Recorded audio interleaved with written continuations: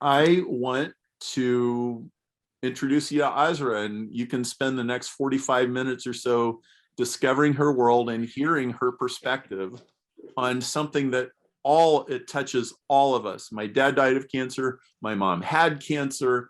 I had relatives die of cancer. I had a good friend die of cancer about a month ago. He was 2 years younger than me. He was a very close friend of my brother. His name was Mark. So this affects all of us. And Azra, I'm just delighted to have you here. It's an honor. Welcome to Planet Perry. And you've got a whole bunch of people live on the line here, eager to hear what you have to say. Thank you so much, Perry, and delighted to be here once again with you. You are my best interlocutor. So, Azra, tell us, you need to give people a little background. You've been touched by cancer too, your husband. Tell us about your husband. That's a whole story. Where did you meet him, and what does this have to do with the effort to cure cancer? Okay, well, first of all, I want to say to you, Perry, that I woke up feeling extremely depressed today because it is 21st December and exactly 50 years ago that President Nixon declared a war on cancer. And I feel that since 1977, when I landed in this country and started treating patients with acute myeloid leukemia, today, 50 years later, I'm doing the exact same things, the exact same drugs I'm using. And that makes me ashamed to face my patient. It makes me embarrassed.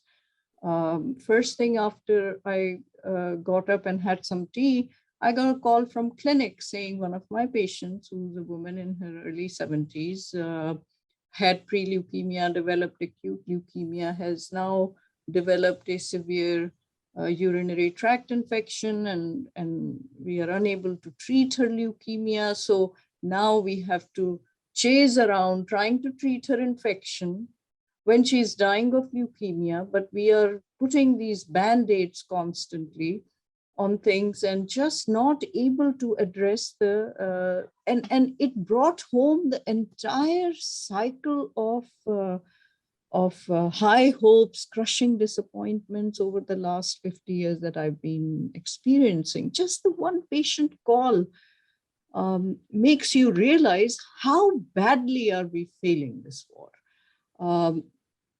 To me, and I'll come to tell you about my husband in a moment, but to me, the most important thing about President Nixon's message that has been completely misunderstood was that in his 100 words that he used to declare the war on cancer, which he never used these terms of war or declaration or anything, what he said was that we will eliminate cancer by 1976. Well, 1976 came, Nixon was no more, cancer was doing its own thing and being cancer still. And it's now 2021, 50 years later, and it's still the mortality rate for people who have advanced cancer has really not moved at all. The mortality rate today is the same as it was in 1930. And the only gains we have made is just by anti-smoking campaigns and early detection, for sure. And some cancers have benefited, like lymphomas and lymphoid leukemias, chronic myeloid leukemia, acute promyelocytic leukemia, testicular cancers, but myeloma, and a few patients with lung cancer. But those constitute like less than 10% of all cancers. So for the 90%, the story is not as glorious. Plus, what we are using in terms of treatment to cure people has not improved either. The same slash, poison, burn, in my opinion, treatments that belong to the Paleolithic Stone Age era. Why are we congratulating ourselves and patting each other on the back that we are curing this or that 68% cancers, but what are we curing with? Why haven't we done better? These are the things that are on my 3 a.m. agenda every day. But Nixon didn't say, President Nixon did not say that we will understand cancer. He said we will eliminate cancer. And there is a big semantic difference in the two, but there's a real difference between the two.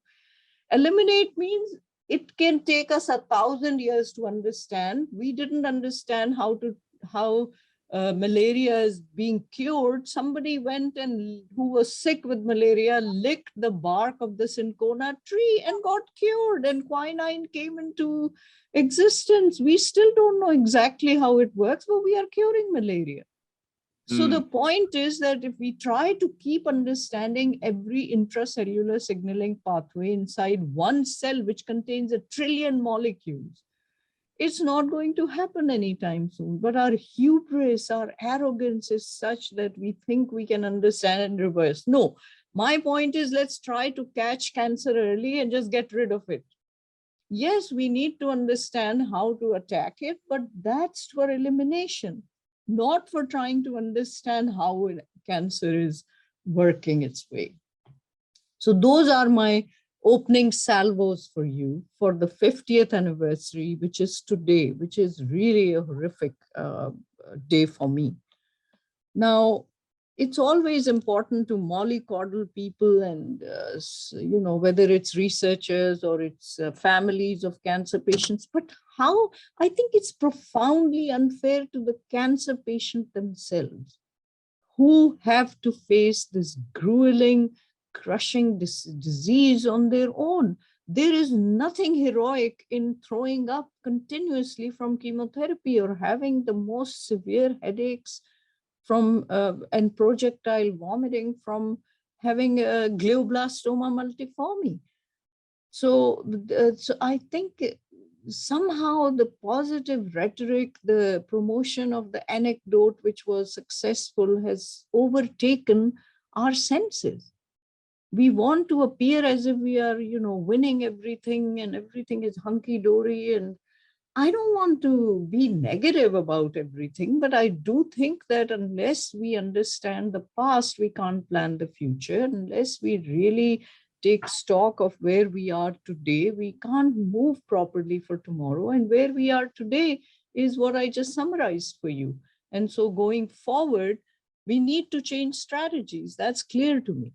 And the about turn I'm talking about is we have spent 50 years in trying to understand cancer and trying to then kill the last cancer cell. I'm saying forget understanding, find the first cell, which we can do now, and then just develop the technology to eliminate it and try to divert resources from now, from what we are doing now to what we should be doing in the future. Well, there's a couple things that occur to me. One is that the easiest way, because I'm a technical person, and the easiest way to distract yourself from the pain and the trauma and the embarrassment of not being able to save a patient is to just, we're just going to go deeper into the science, right? A person can just sort of wall that off. And then from a systemic point of view, you can, I'm a marketing guy, so I get it. You can always make a pitch that this next rock that you are about to turn over is the rock where we're going to find the secret. And you can respin that sales pitch over and over. And in fact, that was one of your first rants to me. It was like, they just keep giving the same sales pitch year after year after year. They just replace, they do a Microsoft Word find and replace, and they replace proteomics with metabolomics, and then we're just off to the next fad, right? Yes. And so here we are. Yes. So I think you asked me a very good question about my husband, and this brings me to give a little background, as you said, which is that number one, I see 30 to 40 cancer patients every week. Number two, I supervise a cutting edge research lab at Columbia University. And three, I'm a cancer widow. So there are all kinds of angles and aspects of cancer that I have experienced that honestly, I wouldn't wish on an enemy at times. I came to this country as a 24-year-old from a very temperate climate of Karachi and landed smack in the middle of the blizzard of 1977 in Buffalo, New York, where 4 of my siblings and their spouses were doing residencies in medicine, surgery, pediatrics, gynecology. We had all fields covered. And of course, being the person that I am, as soon as the drama of the blizzard settled in a couple of weeks, I walked into Roswell Park Cancer Institute, where my sister had done a rotation already and was well known in the pediatric oncology department. And do you know, Perry, the first thing I saw as I walked in as a 24-year-old, it remains etched on my stone. In the front entrance wall of the lobby of Roswell Park Cancer Institute, there is a quotation by its former director, Dr. James Grace, and it says something like this: if I had a choice between a walk on the moon and saving one life from cancer, I would never look at the moon again. Wow. And do you know that as a 24-year-old, looking at that, 2 things affected me deeply. The first was that, of course, the obvious thing, I had come to America to cure cancer. And I felt, wow, you know, what a beautiful thing to say. This is exactly the motivation I have. But the second thing that affected me very much right then and there was, oh my God, I'm in a country now that can afford to dream this big, to dream of things like curing cancer, to dream of walking on the moon. I mean, this to me was just so beautiful, so uplifting.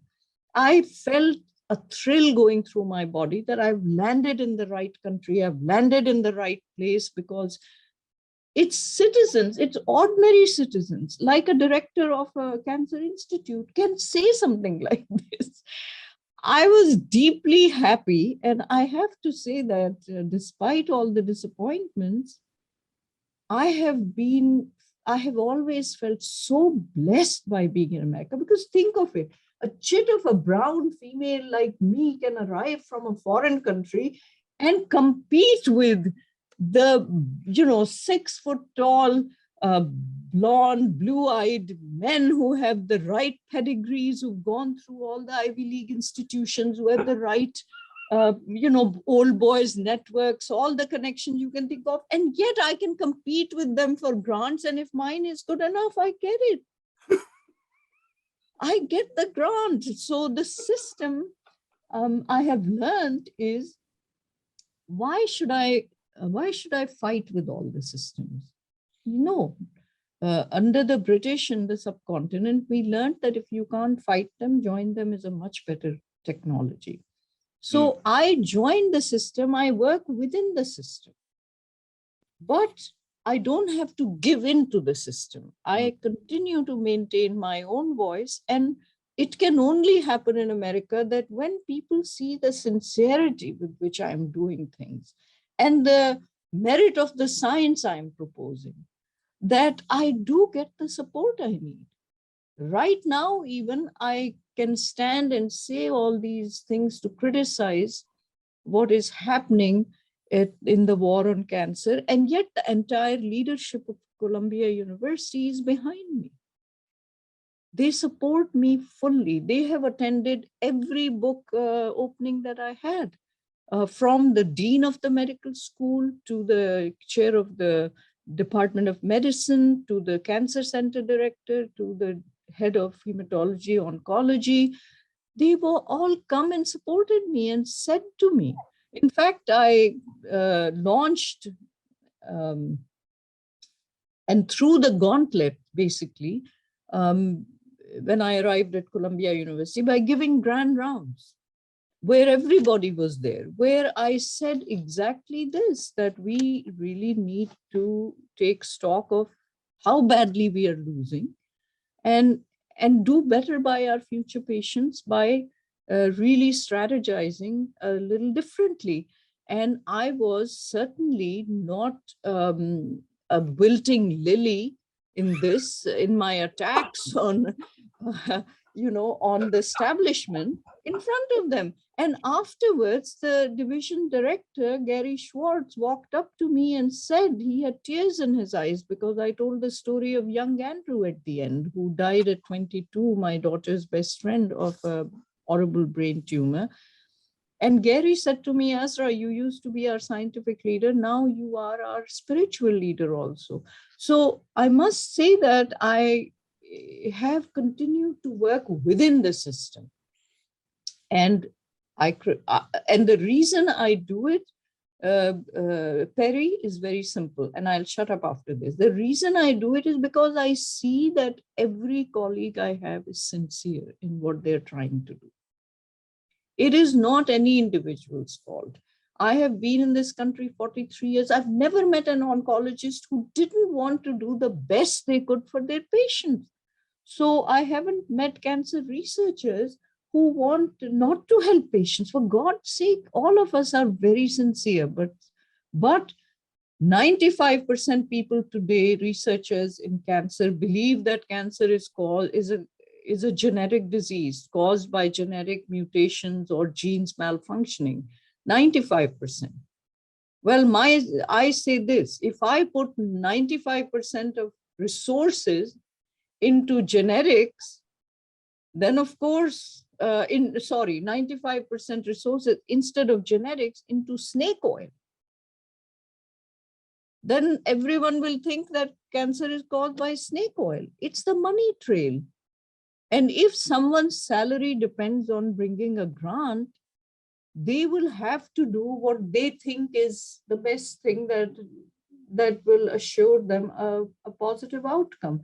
So the system we have created, while individuals are all sincere and excellent in what they're doing, but it's just not helping. That's the problem. So you met this guy named Harvey. Yes. At 24, I met him and I realized suddenly that all my life, since I was a teenager and I had been obsessed with the concept of cancer, the very idea that there is a cell within our own body that has found and unlocked the key to immortality, that within us is a cell that becomes a new species. We give birth to a cancer cell, which then follows its own evolutionary pathways. It goes off into a speciation path of its own, completely neglecting the host that gave birth to it, even killing the host at its own life's expense. And this fascinated me because I felt that if we could only unlock the key to cancer, then we will unlock its secret to immortality, and we will find the secret to aging. So we could kill two birds in one stone, cancer and aging both, by studying cancer. This was really my great motivation intellectually since I was a teenager, reading about all this all the time. But then when I went to med school and started seeing patients, my motivation became more of an emotional one as well. Because you can't help but be totally invested in cancer patients. So now I had an emotional and an intellectual grip. But I didn't find people who were as obsessed as I was until I met Harvey. He was 36, married with three children, and I was 24. I had just arrived in America with grand dreams of curing cancer, and one look was all it took, literally. But it was because of the intellectual seduction, I would say. And we started a conversation that continued till basically until he eventually died. Also, he was just recovering from a cancer he had had at 34 years of age. Mm. He had a terrible testicular cancer, extremely malignant. So he was just recovering from that. And so it took us another 8 years to get together. But we knew that we had a connection, which began with an intellectual connection. And I could talk to him about curing cancer, in just these kinds of terms, even then. And under his guidance, he was my mentor. I very quickly decided within 5 or so years that in my lifetime, acute leukemia will not be cured. And so I turned my attention to studying pre-leukemia and following these patients. And Harvey used to make fun of me. He used to say, nobody can even pronounce this word, myelodysplastic syndrome. No one's going to give you any grants.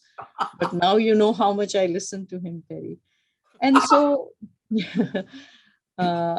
and that's how we met, and that's how we became a team back in 1977. And throughout my residency, which was in Washington area, I kept coming back to continue my research with him. And as soon as I finished my residency in internal medicine, I was back to a fellowship with him, and then stayed on for 10 years with him at Roswell Park, and did all my original work in trying to understand pre-leukemias with him there. Although he was not at all interested in pre-leukemia, he continued to work in acute myeloid leukemia.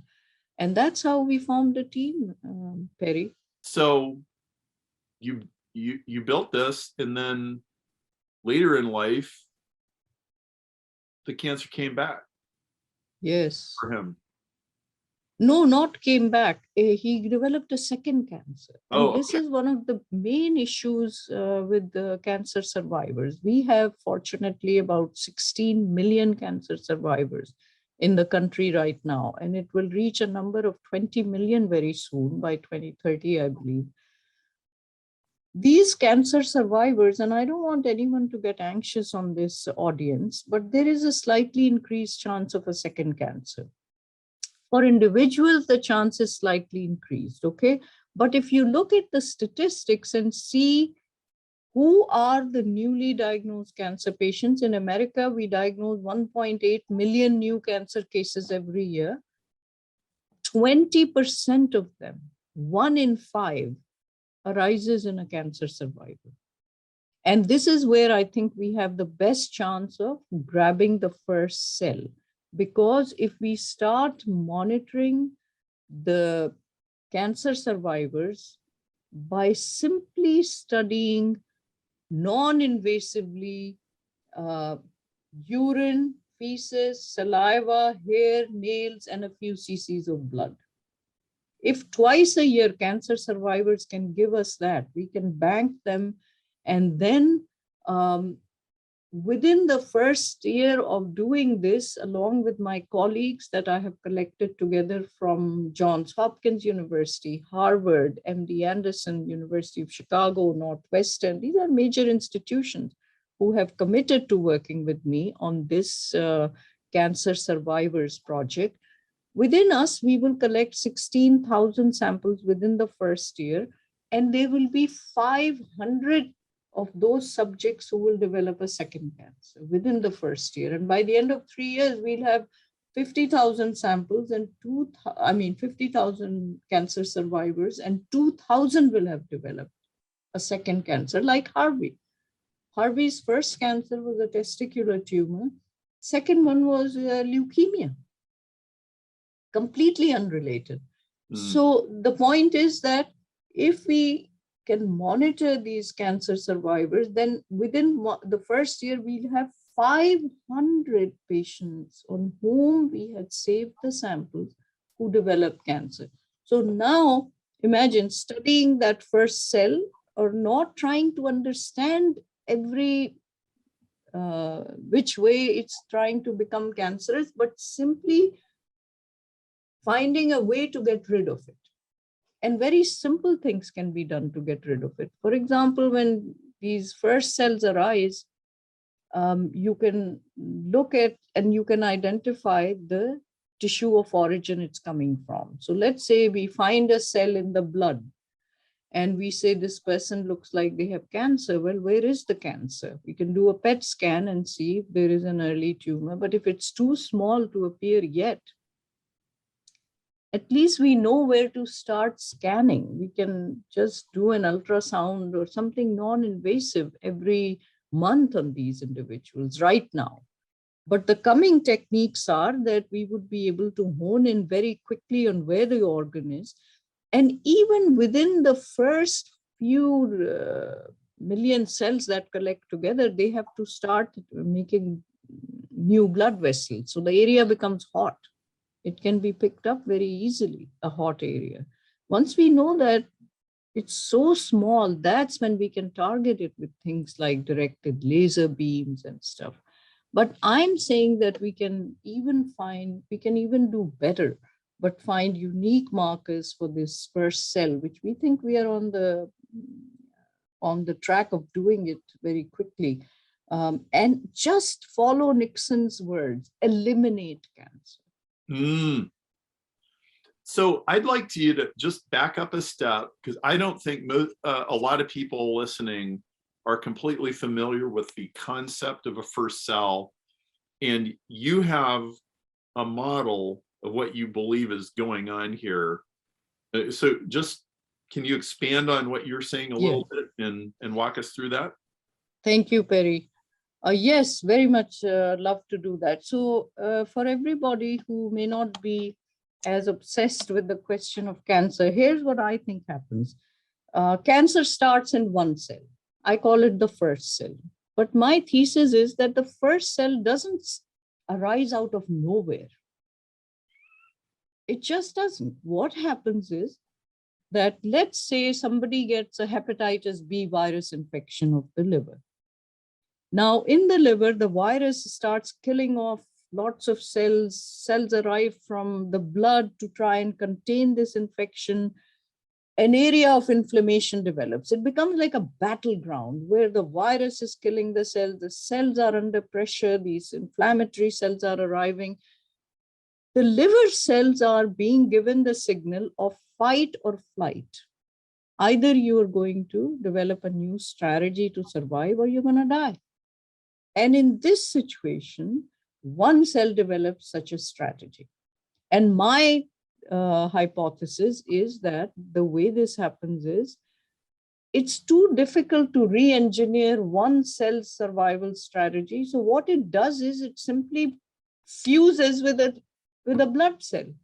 So a stressed liver cell will now fuse with a blood cell. If it gets inside a blood cell, it gains two things immediately. One is that now the immune cells cannot recognize it as something stressed and dying to be killed. Rather, it's wrapped inside a healthy blood cell, so it's ignored by the immune system, so it can evade completely.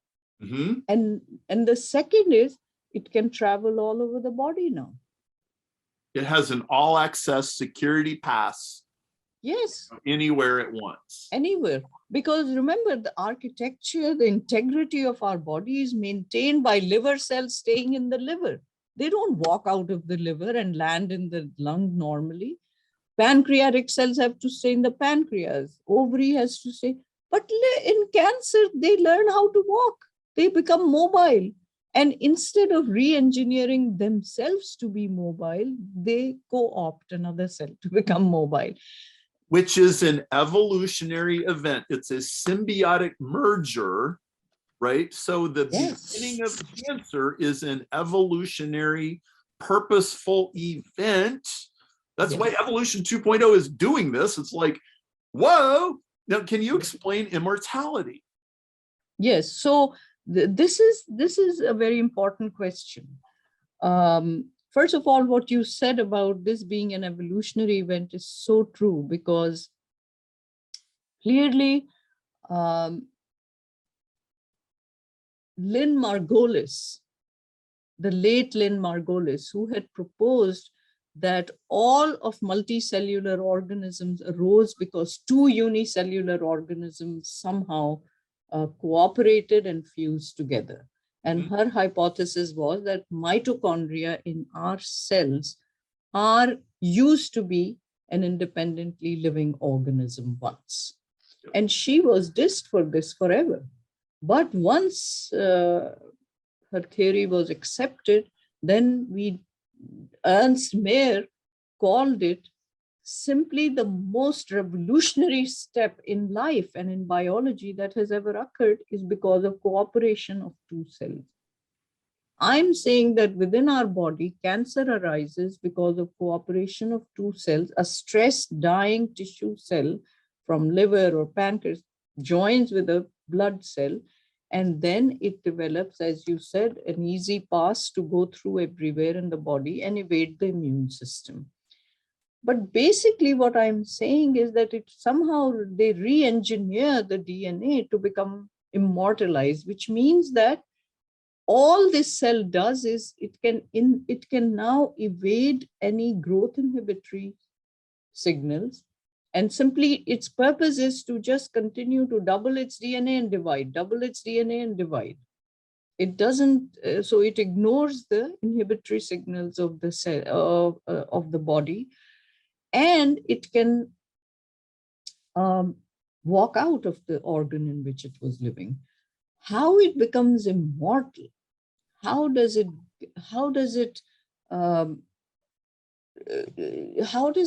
stop having any function except continuous doubling of its DNA? It's some kind of survival pressure that makes it do it, but no other life form in the world has gotten this except cancer cells. Now, to me, this kind of an event means that the real problem is not this cell, that in the future, what we have to do is to stop the stress which caused the appearance of this cell. So how do we find that stress? This is the beauty of what we are doing, Perry, with the Cancer Survivor Center, that basically stress signals, inflammatory signals from anywhere in the body are shed into the blood. So we can pick up metabolites, we can pick up proteomic signatures, we can pick up glycans that are being produced and shed into the system, and find that, okay, there is somewhere an inflammation going on that can lead to development of the first cell. How do we deal with it? Anti-inflammatory treatments, trying to take away that stress for whatever, whether it was infection, exposure to toxins, autoimmune things causing havoc in an organ. All of these will be the solution in the future of cancer treatment, rather than trying to kill even the first cell. This is where I think we will go. So just an analogy might be, it's sort of like your project is taking enough data to capture a window of time in a refugee camp at which a very disgruntled, stressed out refugee finally decides to join a terrorist organization, kill a soldier, and take his uniform and gun, and then go out and look like, or it's like a little bit like that, right? And what the Cancer Survivor Center wants to do is isolate, can we catch the first cell red-handed, and then look at what were the stressors that caused that thing to fritz out, right? Perfectly stated. I couldn't have been so eloquent. I wasn't, but you were. Thank you. You got it exactly right. And it's not, he's not killing the soldier. He's actually merging with it. It's like a science fiction movie where, where one creature merges with another, and then all of a sudden, like, here we come, right? And then he's got an all access pass. He's like, hey, I'm a soldier. Yeah, okay, you can come in, right? And then he goes and he spreads his terrorism all over the place. And then, like, you got cancer in 3 different places, and it's a runaway train. And then back to the original point, early detection, like your work is trying to find the pinnacle of early detection, like the exact moment.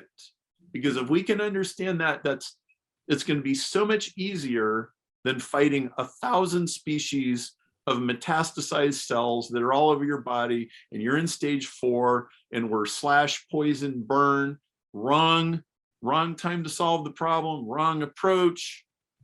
Like now, Azra, am I correct? You have a hard stop at the top of the hour. Is that correct? Yeah. Okay. So I mean, this is what we're doing. evo2.org/cancer. We're trying to raise $2 million by the end of April. We're at 300,000. We're working as hard as we can to do that. We need, some of you are rich people. Some of you know rich people. Some of you can give $100 a month. Whatever it is, we need your help. Can you take some questions? I have several. Yeah, sure. Okay, so first of all, there's a couple of raised hands. All right, Louis, in the 1930s, Otto Warburg proposed cancer cells have a disruptive form of metabolism, only able to produce energy using glucose. Concluded that by removing sugar from the cancer patient's diet, he could starve the cancer cells. What's your opinion? Yeah, I know Otto Warburg's work very well, and all kinds of ketogenic diets have been tried, but it's not the body that needs to have a ketogenic diet. It's the cell that needs to have a starvation problem, and that we haven't figured out. I don't think ketogenic diets will help. Idris says, I wonder if you think what we eat has any effect on if we get cancer or not. Is it true that we should limit sugar, salt, fat? It's true that we should limit all those things. I think it's kind of sugar, alcohol, gluten, and dairy should be reduced. But I would say that I just read a beautiful book, by the way, called Radical Remissions by Kelly Turner. It's a beautiful book, and it has a lot of advice about nutrition for how to avoid cancer, and even if you have cancer, how to eat well. So I would say you can definitely use common sense, but there is no such thing as a diet that can help you avoid cancer. People having the most pristine exercise habits and dietary lifestyles still can get cancer. So I don't want to overstate it, but I want to say that these are very important things to remain healthy. Mike says, how does cancer research take into account environmental toxicity, including electromagnetic fields and magnetic fields? I mean, everyone suspects that these things cause cancer, and there is some evidence also. Nobody knows. Only future research will show us. How will limiting these things help the fight for cancer? I'm not sure. I think early detection is the only way that if we can develop the means to constantly monitor the human body as a machine 24/7 by implanting devices under the skin, for example, and measuring the inflammatory signals and acting very quickly to take care of those, that kind of thing will bear fruit faster than trying to prove that 5G or 6G is causing cancer, because there are too many variables involved. Of course, these studies should be done. I'm not saying it shouldn't be, but I'm saying I'm a cancer researcher, and I'm saying those things will have very little effect on doing much for cancer mortality until a long time into the future. Teresa asks, what will be done with the 2 million? And I would like to answer, and then I would like you to answer. So we have 4 projects going on that Evolution Science Research 2.0 is working on. So we have Michael Levin at Tufts University, and he is inducing cancer in amphibians at will, and then reversing cancer at will. And he is doing this using a very different understanding of biology than what is traditional. And like Azra, he is convinced that genetics is not the answer. Currently, the world is obsessed with genetics, and very, very powerful research that he is doing. Second project we've got going on is we have Eric Kulker and Kim Bussey studying the effects of cortisol on cancer, which, as I understand, has never been properly done. Cortisol is a stress hormone, like it's almost a household word. I don't know how it's possible that this hasn't been properly researched, but we're working on that. The third project, which is being funded by a donor, is Azra educating fellows who are in cancer research about her view of cancer. So that's like a marketing project they're working on. And then the fourth one, Azra, tell them about the First Cell project and what you want to do with that. Thank you so much, Perry. I'm a big fan of Michael Levin, by the way, and have many Zoom calls with him. I can't, and you introduced us. And, you know, I mean, his whole concept of electrical signals involved in so much of biology is just a fabulous thing to fund. Thank you. And Kim Bussey's work, of course, outstanding also. So you have amazing projects. I fully support them. As far as my project is concerned, the First Cell, what we would like to do with the funding that we receive is we are just collecting samples right now. That I will collect. But now let's say I have all these 500 patients and I have the samples on them. What I'd like to do is go into the samples and ask very specific questions about the patients whose cells we detected.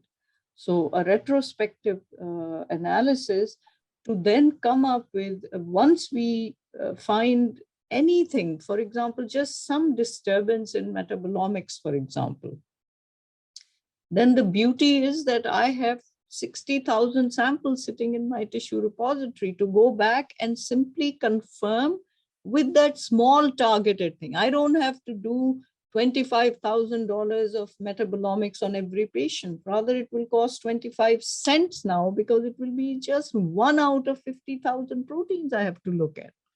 You know what I'm saying, Perry? So what we want the money for and in how it will be used will be to study the samples of people who develop cancer, but just from before they developed cancer, and find and develop that multifaceted. I'm not going to be happy with just finding one signature, but no, what was the proteomics, the genomics, the transcriptomics, the metabolomics, all of these in the plasma, in the saliva, in the urine, in the feces, in tears, in hair and nails, everywhere we look, and see which yields or all of them together yield the most reliable way of detecting cancer early and saving lives from cancer through prevention. And that means taking care of also the stress that caused the appearance of the first cell. And you know what? I have very few tomorrows left compared to yesterday's. I'm an old hag. So I don't want to make 5 and 10-year plans. I want to make a 2-year plan. If in the first year I have 500 samples and you give me the money, by the second year, I assure you, I will have something to show you. And Perry is going to call me here, I know, and play this little clip and say, okay, now be answerable. And I would love that. That's how I'll spend the money. So if I might push my analogy a little further, you are taking snapshots of, okay, I've got these tissue samples from these people. I got these 500 people that did get cancer again. And I'm going to slow the film strip down. And I'm going to go into that refugee camp and I'm going to figure out, guess what? 3/4 of the soldiers that defected and merged, you know, the rebels that merged with a soldier and stole their guns and went out and started creating mayhem. 3/4 of the time, somebody killed either their brother or their sister, and they got angry, and they sent a nasty email to somebody, and we are going to, oh, there's the brother, there's the sister. We're going to send somebody from the Peace Corps to go talk to this person. We're going to measure all the little chemical and electrical signals that were going on just before that happened. Yeah. And right at the point where the guy merges and takes the guy's gun, we're just going to go in at night. We're going to inject him with a sleeping pill, and we're going to carry him safely out. We're going to put him in an ambulance with no siren, and he's just going to disappear, and the cancer is not going to happen.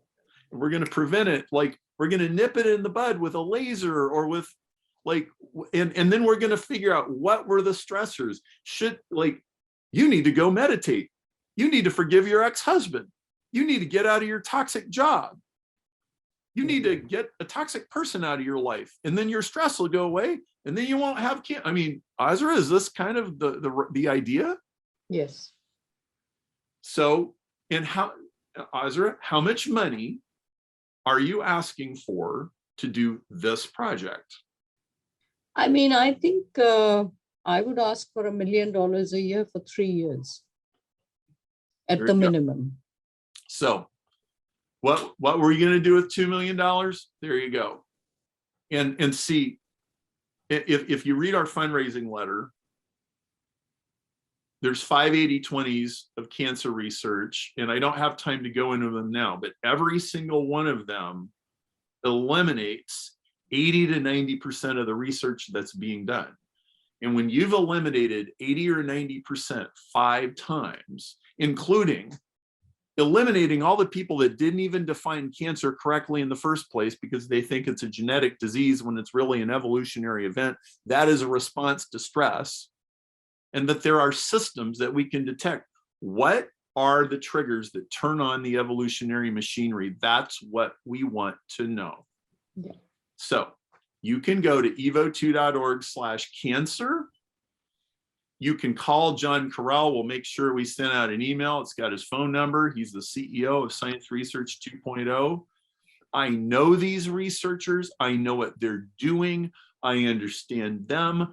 They understand me. This is an evolutionary phenomenon.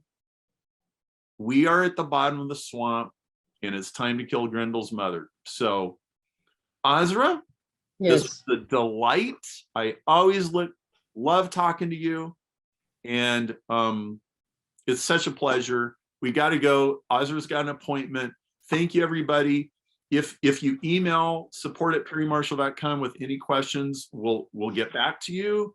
And again, Azra, always a pleasure. And on the 50th anniversary, be hopeful, because we got good people working on this thing. So thank you.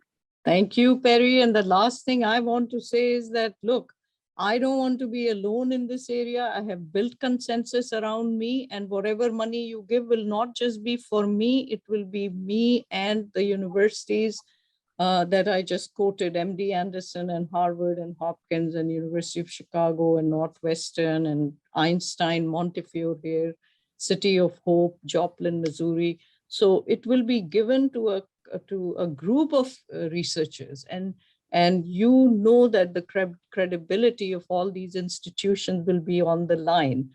If you give us money for 3 years, after the first year, if you don't see the kind of answers you were looking for, then you have every right not to give us the second year's funding. But I assure you that not one single penny will be misspent.